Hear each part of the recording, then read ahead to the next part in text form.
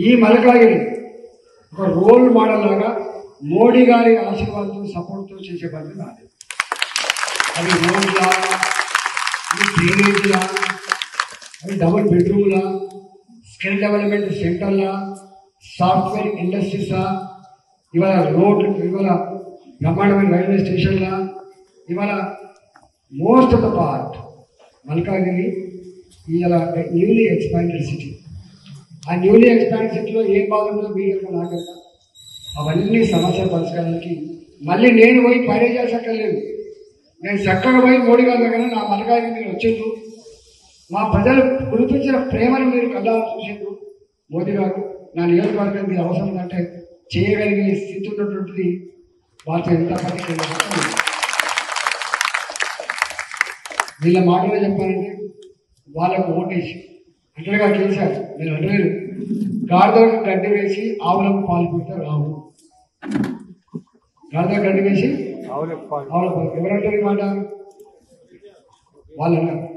కాబట్టి ఇవాళ కాంగ్రెస్ పార్టీ నేను చెప్పండి, ఆయన యూపీలోనే ఓడిపోతే ఇక్కడికి వచ్చింది, కేరళకు వచ్చింది ఎవరు, అది ఇప్పట్లో వచ్చేది కాదు. కాబట్టి వాళ్ళ ఏలుబడిలో ఏమేమి చూసినా ఒక గోల్డ్ స్కామ్, ఒక గోల్డ్ స్కామ్, ఒక బోఫోర్ స్కామ్, ఒక 2G స్కామ్. వాళ్ళ ఏలుబడిలో ఒక సాయిబాబా గుడి దగ్గర పేరిన బాంబులలో చనిపోయిన అమాయకపు బిడ్డలు, నా దిల్షులో బాంబులు పెడితే తిరిగిపడ్డ కంటాలు, ఎగిరిపడ్డ మాంసం ముద్దలు చూసింది ఈ రాష్ట్రం. నా జమ్మూ అండ్ కాశ్మీర్లో బాంబుల మూతలతో, బుల్లెట్ల గాయాలతో ప్రతి నిత్యం ఈ దేశ రక్షణలో బాగా చనిపోయిన సైనికులు అమాయకులు. నా గోకుల్ చాట్ దగ్గర కుటుంబంతో పోయి తిందామని పోతే చనిపోయిన అబాకి. నా లొంగిని పార్కులో పిల్లలతో ఆడుకున్నామని పోతే బాంబులు పెళ్ళి ఎంతమంది చనిపోయింది. ఉన్నాయా ఇవాళ భారతదేశం? మోడీ గారికి ఉన్నాయా? ఎందుకు ఓటేయాలి మనం? బయటికి పోతేనే ప్రాణానిక పద్ధతి లేదు. ఎంతమంది చనిపోయారు? ఒకే దేశం ఒకే చట్టం అమలు చేసేదా? ప్రపంచ వేదికలో జమ్మూ అండ్ కాశ్మీర్ లేకుండా ఎప్పుడు ఉన్నదా చట్టం? నథింగ్ తీసి పడేసాడు. అరే మళ్ళీ ఎవరు కళ్ళ చూడనా కొడుక జమ్మూ అండ్ కాశ్మీర్ బాగా చెప్పింది మోడీ కదా. ఎవరు చేసేది? సామాన్యం గుర్తుందా? పురావస్తు శాస్త్రజ్ఞులు తవ్వకాలు చేసి ఎస్ ఆనాటి అయోధ్య ఆలయాన్ని ఆనాడు విదేశీ పాలన చేసి విధ్వంసం చేసిండు, అనవాళ్ళు చేసిండు, సంస్కృతి సంప్రదాయాల మీద దాడి చేసిండు. ఇది అరిష్టం. ఊరికి గుడి లేకపోతే ఎట్లా అరిష్టమో, నా కాలనీ గుడి లేకపోతే ఎట్లా అరిష్టమో, నా దేశానికి కట్టుబడినటువంటి, నా ప్రజలు ప్రేమించేటువంటి, విశ్వగురుగా భావించేటువంటి నా దేశంలో నా రామాయణం ఉండాలని చెప్పి శ్రీరామ్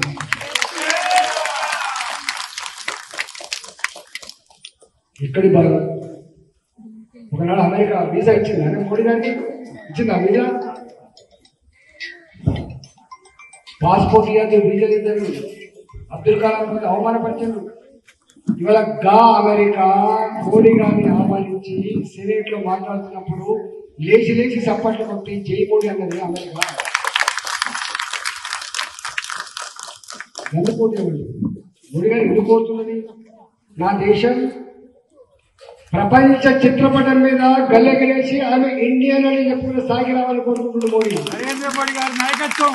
నా దేశం 2014లో 11వ ఆర్థిక వ్యవస్థ కూడా నా దేశం 5వ ఆర్థిక వ్యవస్థగా వచ్చింది. రేపు 3వ ఆర్థిక వ్యవస్థ రావాలని చెప్పి కళ్ళగంటున్నానని చెప్పింది మోడీ. నా దేశం make in India, made in India slogan. ఇవాళ నా దేశం, నా సెల్ ఫోన్, నా టీవీ, నా ఫ్రిడ్జ్, నా computer made in India today. Electronic వస్తువుల ఉత్పత్తిలో నా దేశం 2వ స్థానం. ఇవాళ ఎంప్లాయ్మెంట్ జనరేషన్ కావచ్చు. నా దేశంలో కరోనా వస్తే శవాల గుట్టలు కాలే. కరోనా వస్తే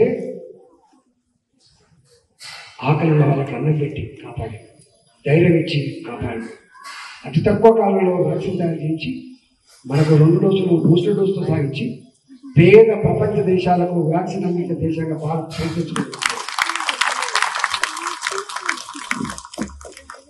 నేను నా గురించి మీరు మాట్లాడుతున్నాను కాంగ్రెస్ ఇతర కులం కాదే ఇతర కులం మనిషి ఇతర ఒక పార్టీకి ఇతర ఒక ఏది ప్రాంతానికి మనిషి అవుతుందా ఆదిలాబాద్ నుంచి మొదలుపెట్టి అలంపూర్ వరకు గుర్తుపెట్టే మనిషి ఉన్నాడు. నేను పొలిటికల్ లీడర్, నాకు అధికారం రియల్ ఎస్టేట్ చేసుకోవడం కోసం కోరుతలేదు, నాకు అధికారం నా కుటుంబాన్ని బాగు చేసుకోవడం కోసం కోరుతలేదు. నాకు ఒకవేళ అధికారం ఇస్తే ప్రజల కాలుకు మునిగితే పనులతో పీకే సమీక్ష ఇంకా నేను పొలిటికల్ చేస్తాను. కాబట్టి దయచేసి ఇవాళ నాకు సండే చాలా మీరు అందరూ మీరే కథానాయకులే, మళ్ళీ ఎవరు రారిక మీరే ప్రతి ఇంటికి పోయి మోడీ గారి దేశంలో నన్ను మలకాయి రెండు మనతో ఆశించమని చదువుతున్నా. భారత్ మాతాకి